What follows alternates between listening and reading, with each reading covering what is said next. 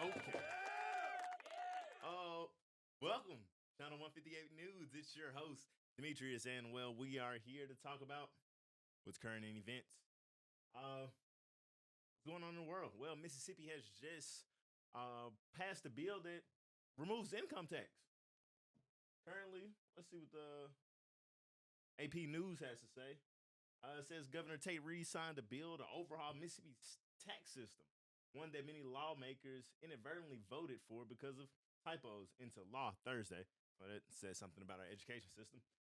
Um, it set Mississippi on a path to become the first state to eliminate an existing income tax when the state is phased out. When the tax is phased out in about 14 years. Okay. Let's see the breakdown. Mississippi is currently reduces income tax rate to 4% from a previously passed tax cut being phased in. Beginning in 2027, the new law will reduce the rate by 0.25% over 4 years until it reaches 3% in 2031. And then the tax will only be reduced if certain revenue growth triggers are met. The law also reduces the sale tax of groceries from 7% to 5%, which is, however you feel about it, I think it's a little better. But it raised the gasoline tax from 18.4 cents a gallon to 27.4 cents a gallon. So we save money on groceries, we spend more money on gas. Buy EV. No, I'm just playing. Um, it's been something that they've been talking about for years, along with a state casino. Well, in-city state casino, if you're not familiar. Mississippi's casinos are all located on bodies of water, which is the Mississippi River. There's some up north that I think are also on the Mississippi River as well, towards the Greenville, Arkansas area. And you also have casinos on the coast, which are also located on the water, affectionately referred to as the boat. But we've been trying to make some major moves in the city, and well, this kind of shows where we're going. I don't, I don't know, honestly. My my opinion on it is, um, Mississippi is in a place where things need to change, and I think the steps being made right now are going to help bring about that change that we're looking for. But on the brighter side, sports has been up this week. Jokic drops a triple double, 61, 10, and 10, overpassing James Harden, most points scored in a triple double record. Sad to say it comes at a loss and a close one at that. Russell Westbrook had a chance to win it, fell a little short, but hey, leave it all out there on the floor. That's all I can say. Steph puts on an amazing shooting performance, not in that game, but another game. Steph rolled back the hand of time and dropped, let's check. I think it was a 51 point outing. I think it was 11 threes. Let's check. Steph Curry. Let's see what he's got. Okay. It was against the Grizzlies because Ja Morant affectionately decided to make trigger fingers at the bench. Whatever. They were losing. Um, so let's see. Stephen Curry. Oh no, it wasn't that game. I got mistaken. This wasn't that game. It was the game before. Come on, man. Hold up. But roll back the hand of time. That's all I can really tell you. And a great performance. Uh,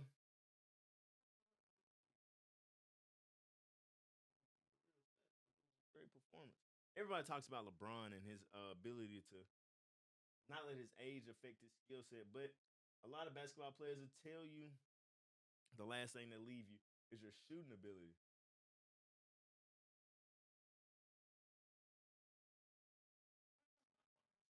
I just had it up. Literally. Just had it up. As soon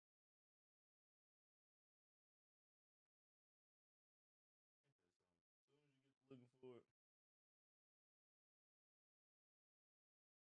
Huh?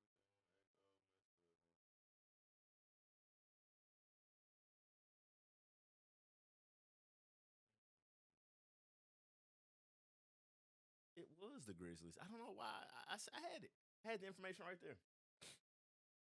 52 points, 16 for 31 from the field, 12 3 pointers, 10 rebounds, and 8 assists. pretty close to another triple double out there. 5 steals. So if you don't play defense, you're wrong. Passing lane steals do count as defense. I hate to tell you, but Steph puts on an amazing shooting performance. Like I said, LeBron and his ageless ability to still perform kind of overshadows the people of KD, Steph.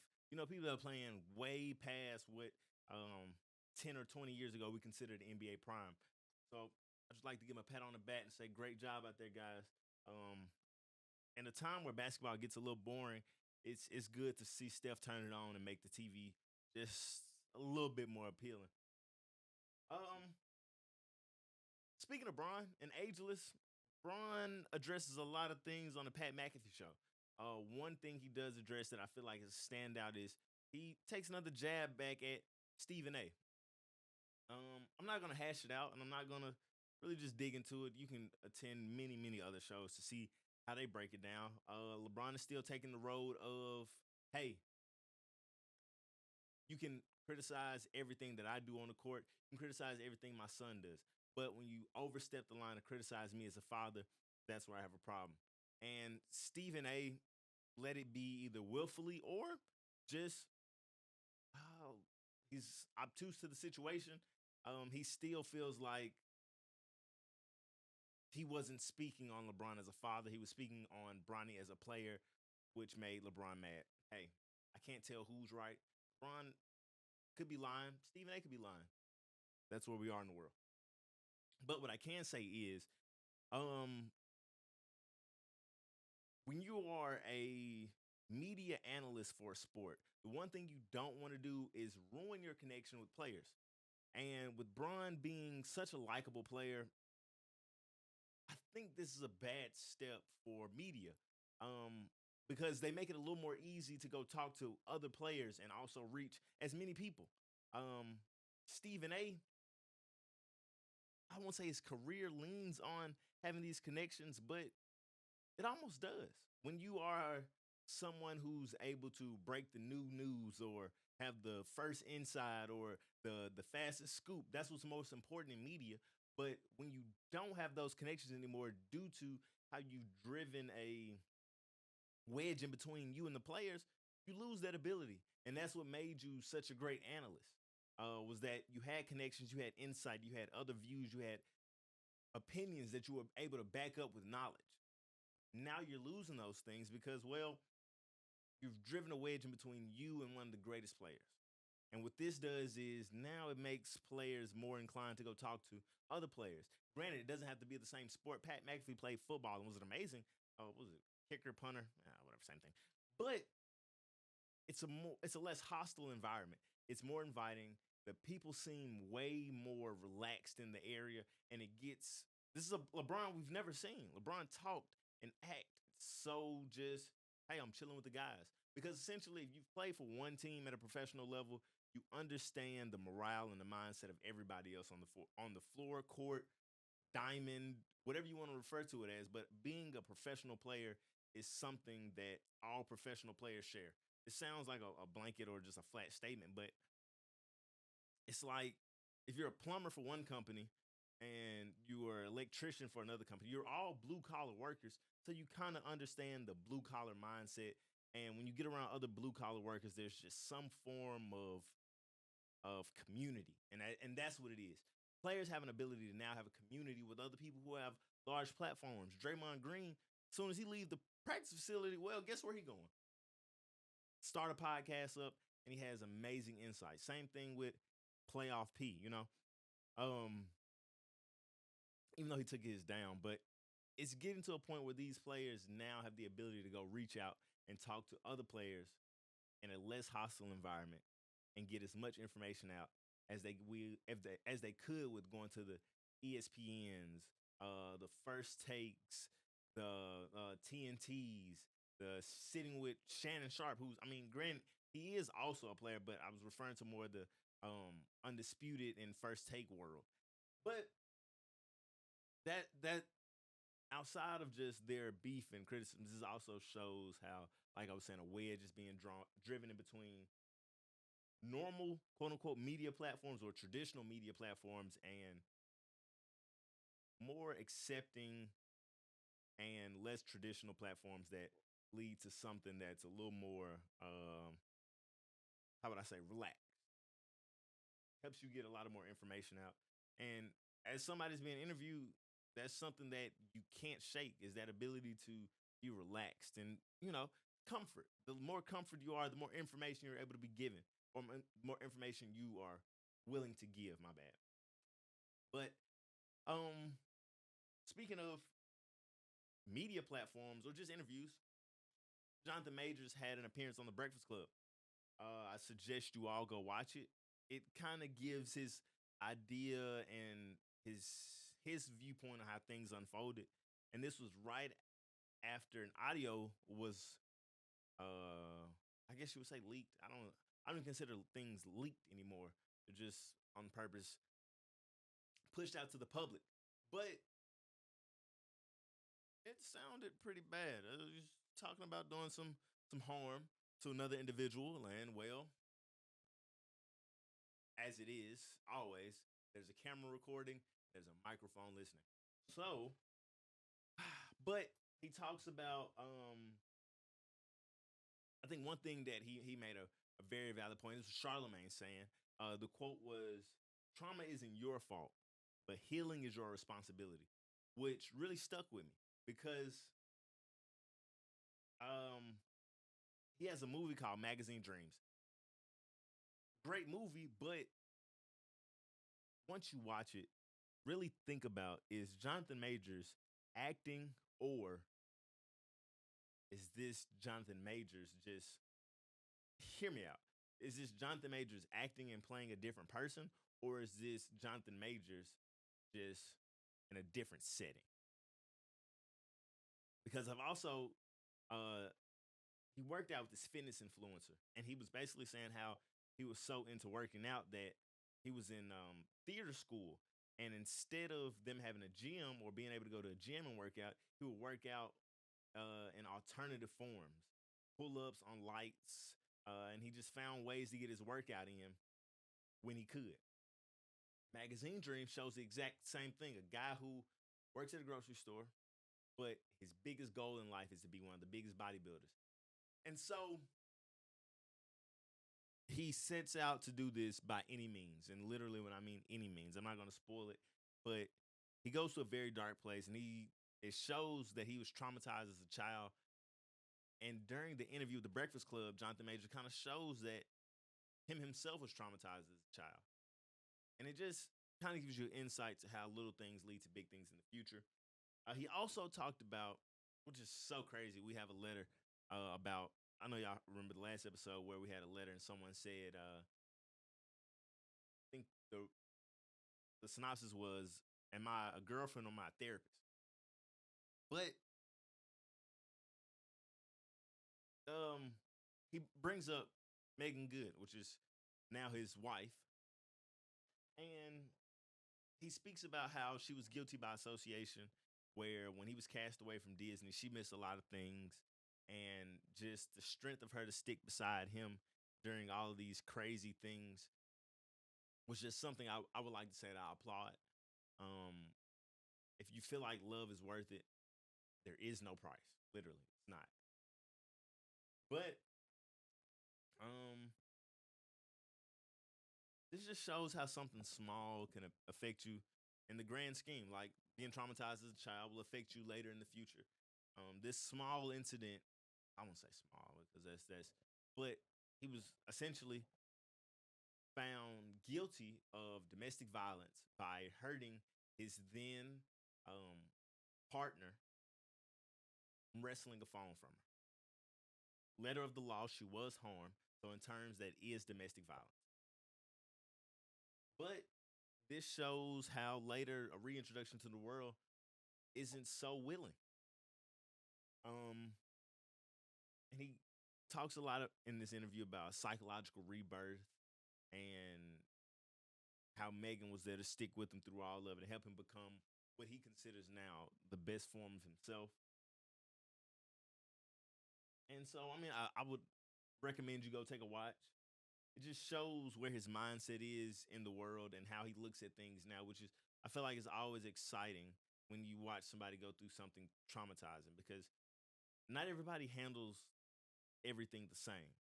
So it's always enlightening to see what happens on the other side of that. Um.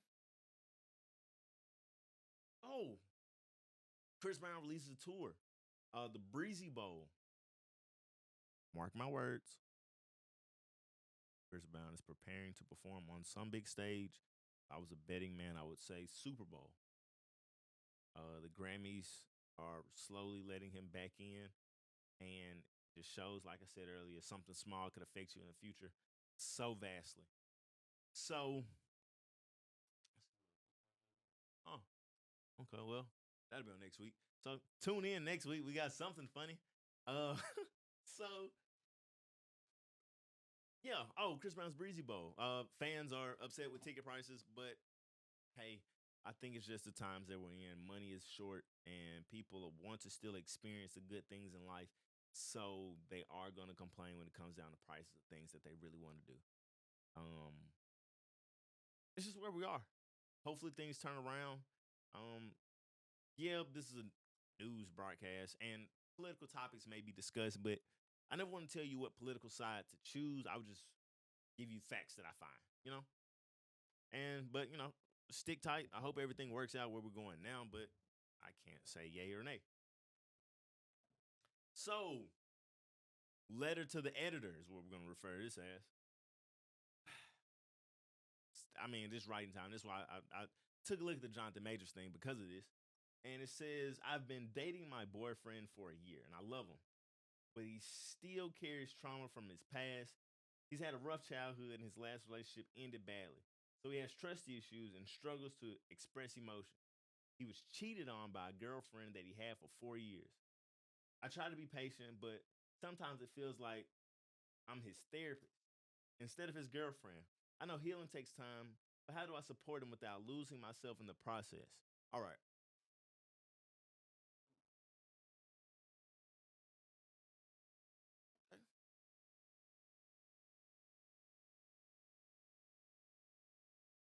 All right. But I'll always stand on this side of things. Never lose yourself in the process of helping others. Because, for one, if you're not your best self, you can't help someone else the best. Relationships are never going to be 50-50. I hate that thing. I feel like relationships are going to be 100-100. And when I mean that is because when y'all both are on 100, things can't get any better. But there are going to be some days where you're going to have to give 100 and they aren't able to give anything. Or there are going to be days where you're going to have to give 100 and they can only give 25. And truthfully, that's just what love is. I seen a post that asks, is love a feeling,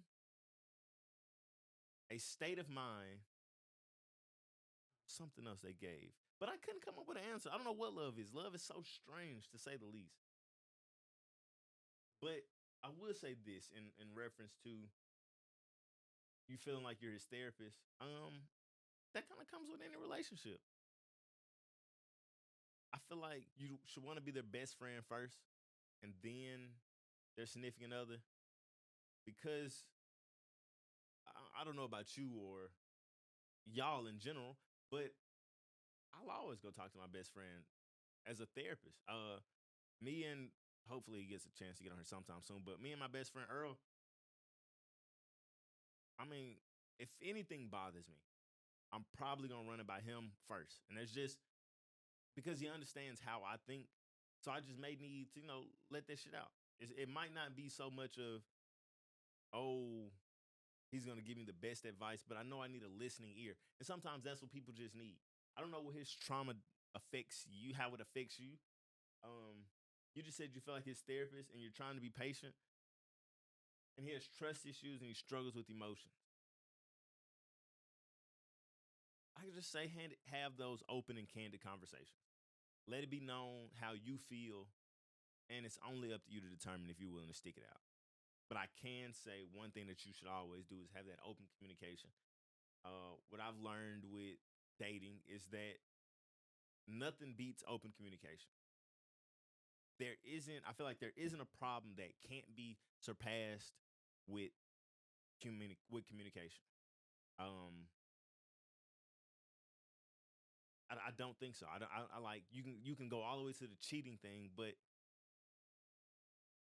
let's just hypothetical. I don't know if you would value this as right or wrong, but you start off dating someone, you ask for these things, and you've been open with communicating and letting it be known that, hey, these are things that I would like. These are things that you're falling short on. And it comes to light that you've cheated. Now y'all have another open conversation about the situation. I feel like that person is more welcoming you back when there's a transcript of you bringing these things up already.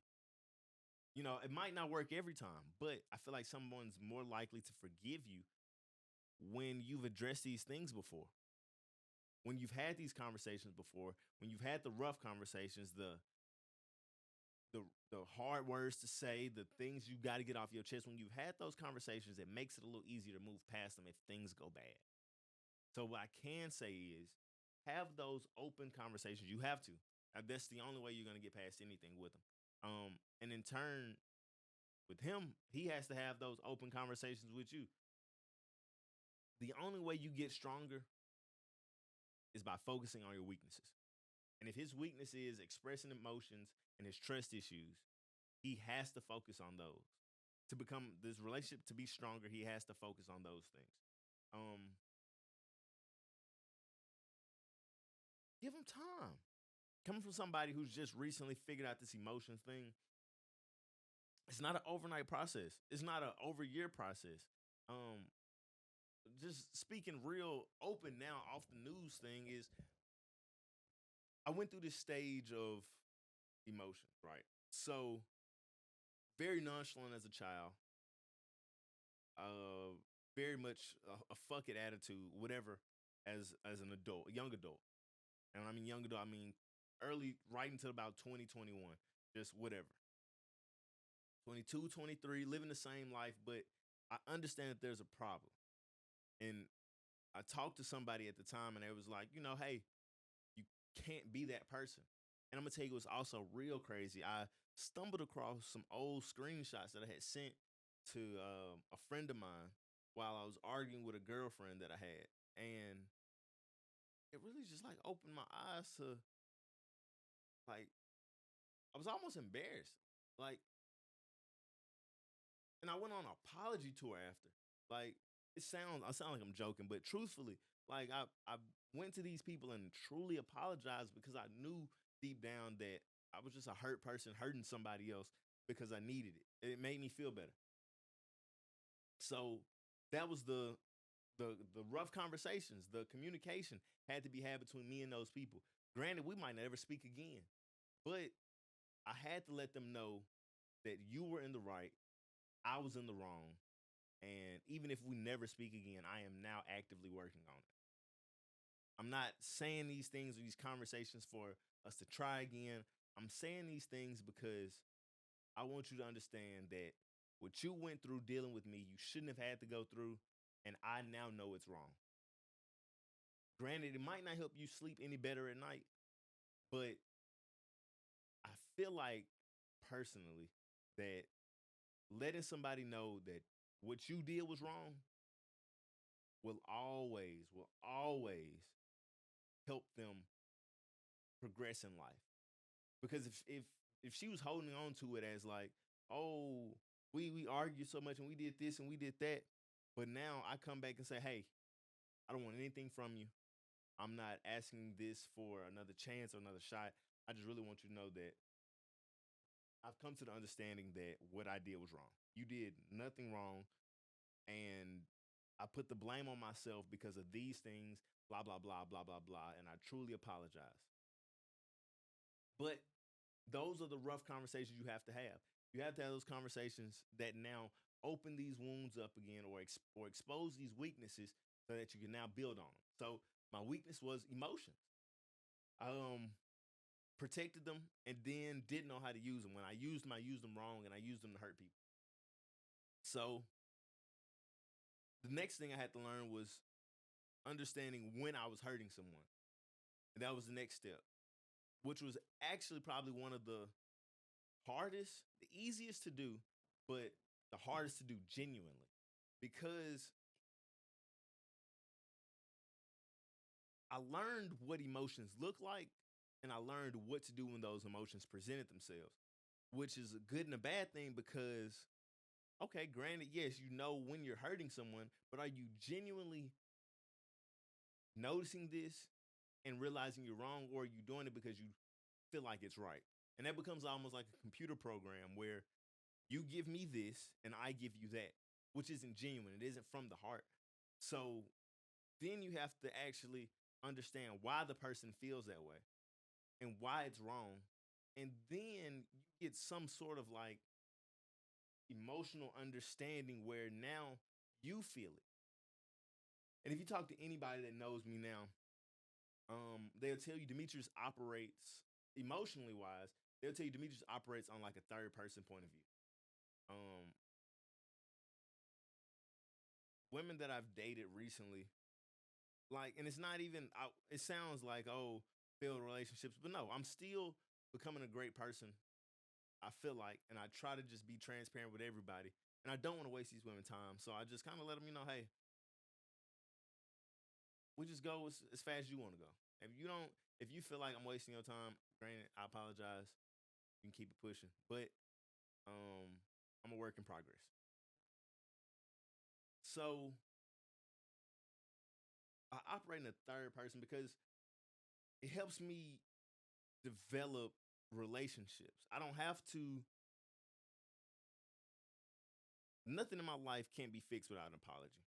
If I feel like you did me wrong, we can be water under the bridge with just a simple apology. Because in my mind, I've already understood, or at least I've helped myself understand why you did those things. So even when it comes to a relationship, if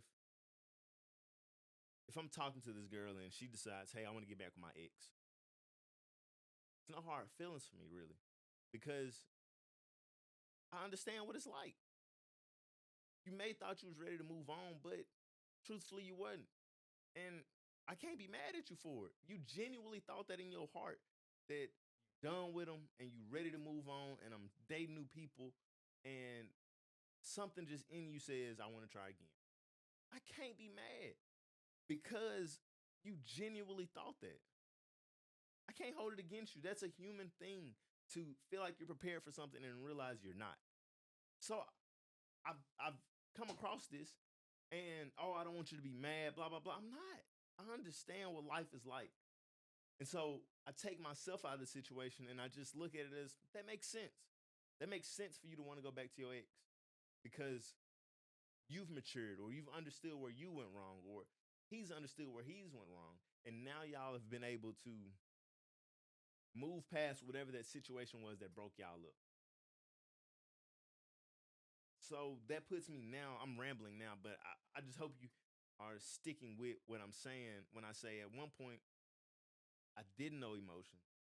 And I had a hard time grasping the concept of how people were emotional because I was more raised on a logical thing where 1 + 1 = 2, where other people were just privileged with experiencing more emotion. To later me understanding what emotions look like and how to respond to those, which is still very logical. To now, I understand the emotions and I understand your way of thinking, and I remove my, I guess you'd say, selfishness of wanting to be quote unquote done right or however you want to word it. But now I'm at a point now where I understand everybody else's relationships with the world and I understand my relationship with them. So emotionally, I've gotten to the point where, okay, cool. I'm able to address my feelings. I'll use my emotions. And I feel like I'm getting to the point where I can use them correctly. I'm not afraid to love. I'm not afraid to be loved. And those are things that you have to experience those things, you have to be willing to be hurt. And to be hurt is scary. But when you take a step back and you realize why someone has done it, it makes the risk and the reward that much easier. If you get where I'm going with it. So just to kind of clear it up a little better. At this point in my life, I know what it's like to be loved, and I'm willing to love, and I'm not afraid to get hurt because I understand that in some cases, to most, that the intentions weren't to hurt me. It's just people wake up and are a different person every day. Feelings change, emotions change, values change in some instances. And so it just leaves you as being the person that may not get the most liked outcome. So you can kind of pass these things along to him for the emotional thing, but the trust thing is this. I operate on it like this. If no one is giving you, if someone hasn't given you a reason to not trust them, and if they genuinely love you, you should you should be able to trust them blindly. Um, because that's what it is. It's like speaking of we can go back to Johnathan Majors and the Megan Good thing, or I wanted is she referred to? Did she change her name to? Well, they got married, so I wanted it Majors now. But the couple, she trusted him. She understood what she was going to get into when their relationship came together, but she was willing to trust it because she knew the love was worth it. And that's where I'm at with you guys. And that question is, do you feel like the love is worth it? I can't tell you yay or nay. Um, 'Cause sometimes people just need help, honestly. Sometimes they just need help. And if you can see, what's the reference? If you can see the whatever out of whatever, basically saying if you can see what is able to come from this situation, I say go for it. Like, because maybe you're the person that's helped them rebuild themselves as a better person, you know? Or maybe you just maybe that's what you're here for and y'all not end up being together. But you're just here to help them grow. I feel like I'm rambling now, but all in all, if you feel like you're losing yourself, you might want to step away. Because you can't help anyone if you're not if you lose yourself. That's one. So that'll be doing both of you guys a disservice. If you lose yourself while trying to help him, you both are two hurt individuals now. And that just kind of, just kills the whole situation. But if the love is worth it and you feel like you may be getting hurt from time to time, but you're not essentially losing yourself. I don't know about your situation specifically, but it can be worth the fight. I would say that. I can't give you a guarantee because I don't know you guys personally, but it could be worth the fight. Um, yo, thanks for tuning in. Channel 158 News. Like, subscribe. We'll be back again next week. Love you. If you haven't hugged anybody, please hug them. Yeah, hope to keep bringing you guys more and more information and pumping you out. Instagram Too Young.